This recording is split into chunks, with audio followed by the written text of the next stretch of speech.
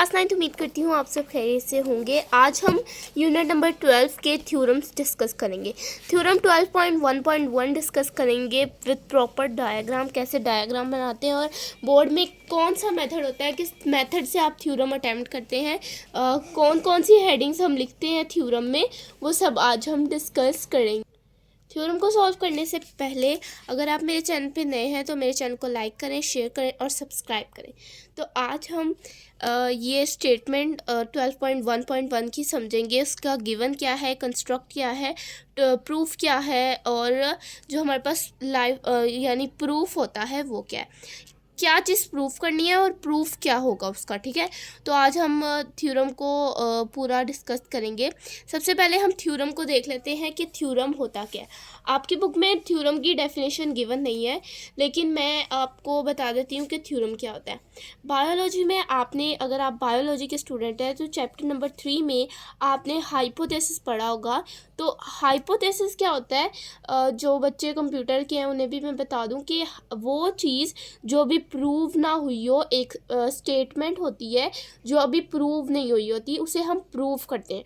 तो थ्योरम भी बेसिकली वही स्टेटमेंट है, वही हाइपोथेसिस है जो अभी प्रूव नहीं हुआ। जब हम उसको प्रूव कर लेंगे तब हमारे पास उसका आगे से हम कहेंगे कि ट्रायंगल ABC इज कॉन्ग्रुएंट, जो भी हम कॉन्ग्रुएंसी के पोस्टुलेट्स लगाते हैं हम वो लगाएंगे। थ्योरम एक ऐसी चीज़, एक ऐसी स्टेटमेंट होती है जो प्रूव नहीं हुई होती, जो शायद ट्रू हो या फॉल्स हो। तो हमने प्रूव करके बताना होता है कि वो ट्रू है या फॉल्स है। बेसिकली आप जो यूनिट नंबर 12 में थ्योरम्स पढ़ रहे हैं वो सारे स्टेटमेंट्स हमें क्लास 9 में वही आती हैं जो ट्रू होती हैं, बस हमने उन्हें प्रूफ करना होता है। ठीक है, तो हमने प्रूफ करना है either this statement is true और फॉल्स। तो उसको प्रूफ करने के लिए जो हमारे पास पॉइंट्स हैं वो मैं आपको बताऊंगी। एक हम पूरी डिफाइंड डायग्राम करेंगे, इसकी लेंस के साथ मैं आपको इसकी डायग्राम्स बताऊंगी। तो बढ़ते हैं वीडियो की तरफ। तो थ्योरम 12.1.1 स्टेटमेंट पढ़ लेते हैं। स्टेटमेंट क्या है? Any point on the right bisector of a line segment is equidistant from its endpoints. Right, अब थ्योरम होता क्या है? बेसिकली एक स्टेटमेंट होती है जिसे हमने प्रूफ करना है, ये मैंने आपको बता दिया। अब हमने इसको प्रूफ करना है तो हमने इसी में से ढूंढना है कि गिवन क्या है, फाइंड क्या है। अगर गिवन और फाइंड पता चल जाएगा यानी प्रूफ पता चल जाएगा, हम डायग्राम आसानी से बना सकते हैं, फिर हम कंस्ट्रक्शन भी खुद से कर सकते हैं। तो सबसे पहले हम इसकी स्टेटमेंट को समझेंगे। तो स्टेटमेंट उन्होंने कहा है एनी पॉइंट, कोई भी पॉइंट है, on the right bisector of a line segment. अब राइट बाइसेक्टर क्या होता है? राइट बाइसेक्टर वो बाइसेक्टर, जो बाइसेक्टर क्या होती है? लाइन। बेसिकली वो लाइन जो एक लाइन सेगमेंट को कट करे उसे हम राइट बाइसेक्टर कहते हैं। मैं आपको एक पेज पे इसको ब्रीफली बता देती हूँ। Suppose this is a line segment. ठीक है, ये हमारे पास एक लाइन सेगमेंट है which is A and B। ठीक है, ये एक हमारे पास लाइन सेगमेंट है A एंड B। अब एक राइट बाइसेक्टर क्या होता है? एक लाइन को बीच में से, मिड पॉइंट से, सपोज कर ले इसका मिड पॉइंट है, इसको ये बीच में से जो लाइन कट करती है एक लाइन सेगमेंट को ऐसे परपेंडिकुलरली हो। परपेंडिकुलरली का मतलब होता है कि 90 डिग्री का एंगल बनाए। ठीक है, perpendicular means 90 degree, each 90 degree. ये भी 90 डिग्री का एंगल है, ये भी 90 डिग्री का एंगल है। आप डी से इसको देख सकते हैं कि 90 डिग्री का एंगल है या नहीं। तो जो लाइन एक लाइन सेगमेंट को at the mid point intersect करती है, उस लाइन सेगमेंट को हम राइट बाइसेक्टर कहते हैं। वो right bisector of a line segment कहलाती है। I hope you will be clear. अब हमारे पास राइट बाइसेक्टर का पता चल गया। What is right bisector? एक पॉइंट है राइट बाइसेक्टर पे। राइट बाइसेक्टर यानी ये इस लाइन पर एक पॉइंट है, कहीं भी पॉइंट लगा लें आप, अभी वो बताएंगे, मोर डिफाइन करेंगे तब हम इसको बताएंगे पॉइंट कहाँ प्लॉट होगा। Of line segment is equidistance from its end points, यानी एंड पॉइंट से इक्वी डिस्टेंस के पे एक पॉइंट है, तो यहीं पर होगा ना, क्योंकि इक्वी डिस्टेंस है। यहाँ पर ऐसे तो नहीं होगा ना, तो यहाँ पर हम प्लॉट करेंगे। ठीक है, बस आपने याद रखना है कि इक्वी डिस्टेंस है, यानी इक्वल डिस्टेंस पे। Equi distance means that equal distance, तो इक्वल डिस्टेंस पे है एक लाइन सेगमेंट के दो एंड पॉइंट्स जो ए और बी है, उससे इक्वल डिस्टेंस पे है वो पॉइंट, यानी इक्वल डिस्टेंस पे है वो पॉइंट। ए से भी इक्वल डिस्टेंस है, बी से भी इक्वल डिस्टेंस है। आई होप आपको स्टेटमेंट क्लियर है। एक दफ़ा दोबारा मैं पढ़ देती हूँ। Any point on the right by sector, एक राइट बाय सेक्टर पे एक पॉइंट है। राइट बाय सेक्टर मैंने आपको बता दिया, वो लाइन जो एक लाइन सेगमेंट को इंटरसेक्ट करे उसे राइट बाय सेक्टर कहते हैं। तो उस लाइन पे एक पॉइंट है, इस equal distance from its end points of line segment. एक लाइन सेगमेंट के राइट बाय सेक्टर पे एक पॉइंट है जो इक्वल डिस्टेंस पे है उसके लाइन सेगमेंट के एंड पॉइंट से। तो इसको देखते हुए, इस इंफॉर्मेशन को देखते हुए हम इसकी फिगर बनाएंगे। Figure is the most important thing in theorem. अगर आपकी फिगर रॉन्ग हो जाती है तो आपका पूरा 8 मार्क्स का थ्योरम रॉन्ग हो जाता है। और थ्योरम इज़ कंपल्सरी, चाहे आप कोई से भी स्कूल में पढ़ते हैं, गवर्नमेंट स्कूल में पढ़ते हैं, कोई प्राइवेट स्कूल में पढ़ते हैं, थ्योरम इज़ कंपल्सरी। आपको अगर चॉइस भी आती है पेपर में, अगर आपको चॉइस नहीं भी आती तब भी थ्योरम आता ही आता है। थ्योरम में चॉइस नहीं होती। ठीक है, तो थ्योरम लाजमी आना ही आना है। ठीक है, वो स्कीम आपकी एक होती है, स्कीम मैं आपको बताऊंगी जब हम ये सारी एक्सरसाइज सॉल्व कर लेंगे। उसके बाद मैं आपको इसकी स्कीम बताऊंगी कि 9th की स्कीम क्या आनी है। ठीक है, जो इस साल की 9th है उसकी स्कीम क्या आनी है। अब देखें, हमारे पास any point on the right bisector of line segment is equidistance from its end points. कोई लाइन है बाय सेक्टर, कोई पॉइंट है एक लाइन सेगमेंट के बाय सेक्टर पे जो इक्वल डिस्टेंस पे है लाइन सेगमेंट के एंड पॉइंट से। तो सबसे पहले हमें क्या नज़र आ रहा है, एक सेगमेंट, लाइन सेगमेंट। उन्होंने क्या बताया है कि एक लाइन सेगमेंट है। आप डायग्राम पेन से बनाएं, मैं प्रोमिनेंट करने के लिए मार्कर से बना रही हूँ। ठीक है, आपने पेपर में पेन से ही बनानी है। ठीक है, आपकी मर्ज़ी है आपने पेन से बनाए या मार्कर से, लेकिन आपने पेपर में डायग्राम जो है वो पेंसिल से नहीं बनानी। पेंसिल वैसे अलाउड नहीं होती, चेकिंग में वो आप लोगों से ले लेते हैं। फिर भी आपने पेंसिल से डायग्राम नहीं बनानी, पूरा थ्योरम रॉन्ग हो जाएगा। सबसे पहले 6 सेंटीमीटर की लाइन ड्रॉ करनी है, क्योंकि सबसे पहले हम लाइन सेगमेंट ड्रॉ करते हैं। तो 6 सेंटीमीटर की यहाँ मैंने लाइन ड्रॉ कर ली है, आपको नज़र आ रहा होगा 0 से लेकर 6 तक। इसको मैं लाइन सेगमेंट ए बी करार दे दूँगी, क्योंकि लाइन सेगमेंट सबसे पहले हमने लाइन सेगमेंट ही ड्रॉ करना है, फिर राइट बाय सेक्टर बनाएंगे। क्योंकि any point on the right bisector of a line से, एक लाइन सेगमेंट है, सबसे पहले फर्स्ट जो काम होता है थ्योरम में वो लाइन सेगमेंट। आपने लाइन सेगमेंट ए बी बना लिया, 6 सेंटीमीटर का था।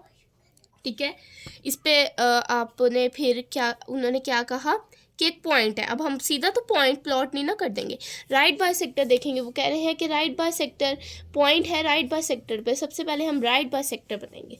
तो हम मिड पॉइंट ले लेंगे। राइट बाय सेक्टर बेसिकली एक परपेंडिकुलरली लाइन होती है जो डिवाइड करती है एक लाइन सेगमेंट को 2 इक्वल पार्ट्स में। ठीक है, अब यहाँ पर हमारे पास 3 का जो है ये सेंटर पॉइंट है, तो 3 पर हम एक लाइन ड्रॉ करेंगे। 3 पर हम लाइन ड्रॉ करेंगे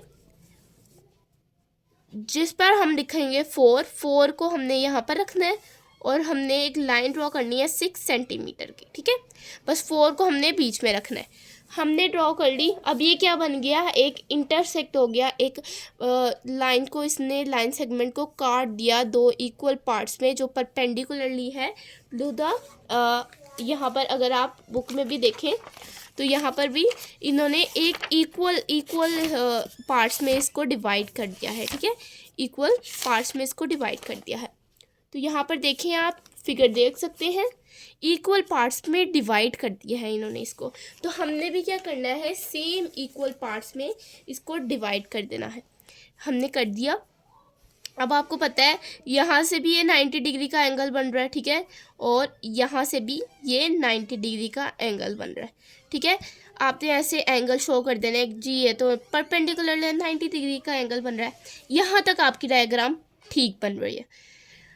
अब क्या है, एनी पॉइंट, अब पॉइंट प्लॉट करना है हमने, तो हम कह देते हैं कि यहाँ पर ये हमारा पॉइंट है, ठीक है। आपने कहीं पे भी पॉइंट लगा देना है, बस ऊपर ऊपर लगाना है, ठीक है, ऊपर लगा देना है, बस वो ऊपर होना चाहिए, ठीक है। क्योंकि आपको खुद भी पता है कि अगर हम यहाँ लगा लेंगे तो वो तो गलत ट्रायंगल बन जाएगा। हमने एक प्रॉपर फिगर बनानी है। अब हमने इसको ज्वाइन कर देना है। ये तो आपको पता है कि हमारा लाइन सेगमेंट था, लाइन सेगमेंट को हम कोई भी नाम दे दें, बुक में जो है वो एल एम है तो एल एम ही देंगे। फिर अगर मैं आपको फिर से एक बात बताना चाहूँगी कि थ्योरम में अगर आप बुक का एज इट इज़ लिखना होता है, अगर आपकी डायग्राम में फिगर में एक भी मिस्टेक हो जाती है इन केस, तो आपका पूरा थ्योरम गलत है। क्योंकि चेकर क्या करता है, जी स्टेटमेंट लिखी थ्योरम, फिगर तो रॉन्ग है जी, रॉन्ग करके तो ये नीचे सारा भी रॉन्ग, 0 आउट ऑफ 8।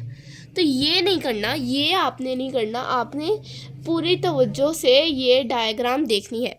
सबसे पहले 6 सेंटीमीटर की लाइन, फिर आपने 6 सेंटीमीटर की लाइन लगाई जहाँ आपने 4 को मिड पॉइंट बनाया। उसके बाद आपने यहाँ पर पॉइंट प्लॉट कर दिया। अब आपने कहा कि ये एल एम है, हमने इस पॉइंट को नाम दे दिया पी का। अब हमने कंस्ट्रक्शन जो कर रहे थे यानी कंस्ट्रक्ट किया ना, ये तो हमें गिवन था, बाकी हमें उन्होंने ये नहीं कहा कि ए उस पॉइंट से ज्वाइन है और बी भी उस पॉइंट से ज्वाइन है, ऐसा उन्होंने कुछ नहीं कहा। इसलिए हम इन्हें डॉटेड लाइन से ड्रॉ करेंगे, क्योंकि हमने खुद कंस्ट्रक्ट किया, उन्होंने हमें नहीं बताया, ठीक है। उन्होंने बताया होता तो वो तो ना करते ना, हम वो तो हम सिंपल लाइन से ड्रॉ करते, लेकिन उन्होंने हमें बताया ही नहीं, तो हम ये डॉटेड लाइन से इन दोनों को ज्वाइन कर देंगे, ठीक है। इन दोनों को हम ज्वाइन कर देंगे।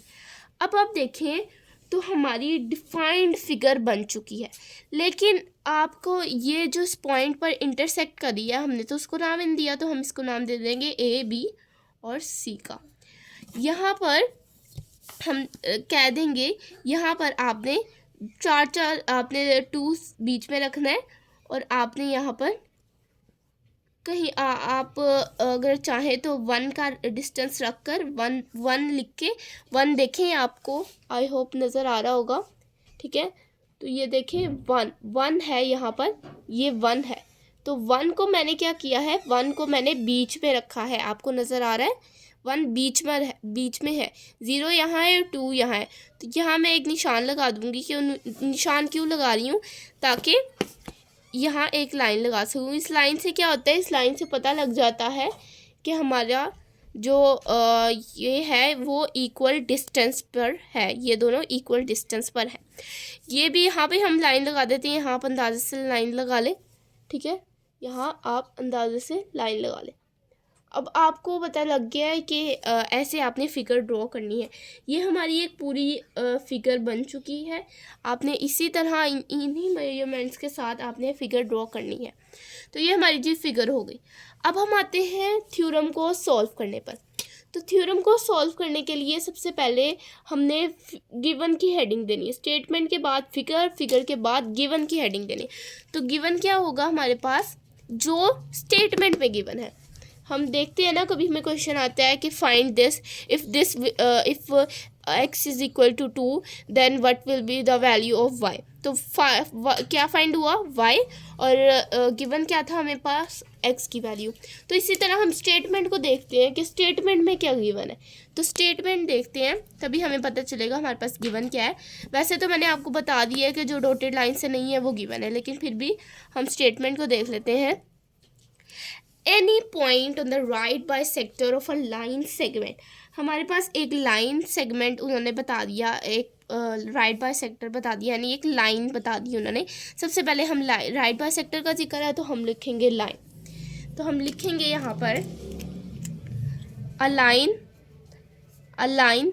क्या है हमारे पास, जो हमने नाम दिया उसे एल एम का, L M, a line L M.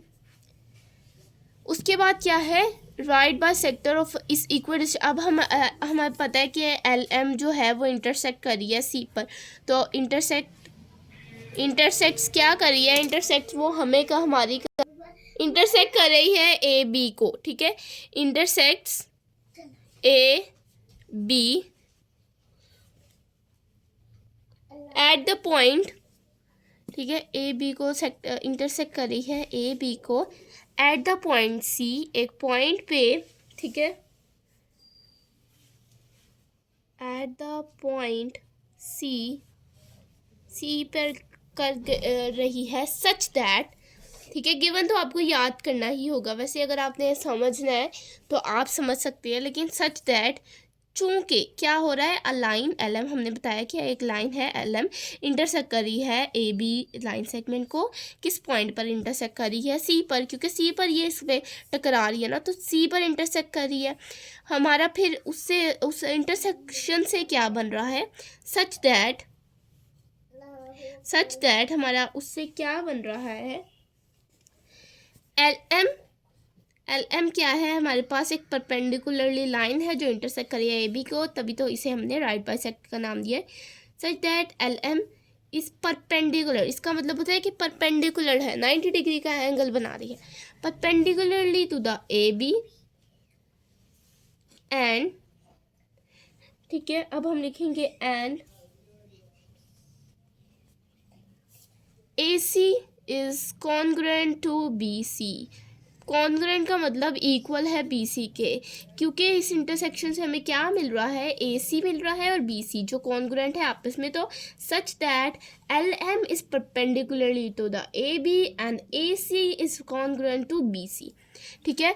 और अब हमारे पास क्या क्या बचा जो हमने नहीं बताया, हमने ए सी बी सी का भी बता दिया, एल एम का भी बता दिया, लेकिन हमने पी का ही नहीं बताया, तो हम कहेंगे P इज अ पॉइंट, एक पॉइंट है P एल एम पर, क्योंकि एल एम पर एक लाइन सेगमेंट पे एक पॉइंट है ना, ये हमें इन्होंने भी बताया था कि any point on the right bisector, एक राइट बाइसेक्टर का कोई भी पॉइंट है, तो हम लिख लेंगे a point P is a point on L M के ऊपर एक पॉइंट है, ठीक है। एल एम को हम ऐसे रिप्रेजेंट करेंगे क्योंकि एक लाइन सेगमेंट है, तो लाइन सेगमेंट हमेशा रहती है, एरोस के ओपन रहते हैं। अब सॉरी, लाइन सेगमेंट नहीं, राइट बाय सेक्टर है, तो बाय सेक्टर हमेशा, लाइन सेगमेंट तो ख़त्म हो जाती है क्योंकि उस पर सेगमेंट आ जाते हैं, तो लेकिन राइट बाय सेक्टर जो लाइन होती है वो हमेशा रहती है। टू प्रूफ, अब प्रूफ क्या करना है, उन्होंने हमें स्टेटमेंट में बताया any point on the right bisector of a line segment is equidistant from its end point is equidistant, ये जो इसके बाद वाली स्टेटमेंट होती है ना, ये प्रूव होती है, हमने ये प्रूव करना है कि जो राइट बाइसेक्टर है ना, राइट बाइसेक्टर है यानी एल एम पर जो पॉइंट पी है वो इक्वल डिस्टेंस पे है ए से और बी से, ठीक है, क्योंकि उन्होंने कहा है एनी पॉइंट, इस पॉइंट की बात हो रही है, on the right bisector of the, ये छोड़ें, ये उन्होंने extra information, any point is equal distance from, यहाँ इट्स का मतलब है लाइन सेगमेंट की बात हो रही है, line segment and points, line segment के एंड पॉइंट से, सॉरी ये इनका निशान लगे, लाइन सेगमेंट के एंड पॉइंट से ये क्या है, ये इक्वल डिस्टेंस पर है, तो हम इसको इसी तरह जिस तरह इन्होंने बताया है तो वही हम प्रूफ करेंगे। तो टू प्रूफ क्या है, जो मैंने आप लोगों को बताया